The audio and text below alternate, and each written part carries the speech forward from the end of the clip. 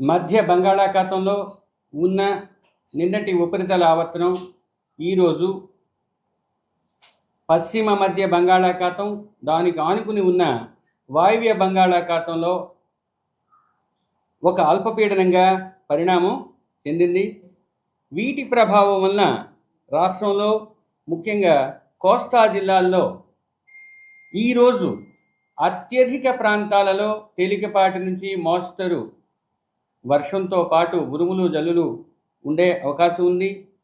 తదుపరి 2 రోజులు పలు ప్రాంతాలలో, 4వ రోజు కొన్ని ప్రాంతాలలో, చివరి 3 రోజులు మరలా పలు ప్రాంతాలలో తేలికపాటి నుంచి మోస్తరు వర్షపాతం నమోదయ్యే అవకాశం ఉన్నది.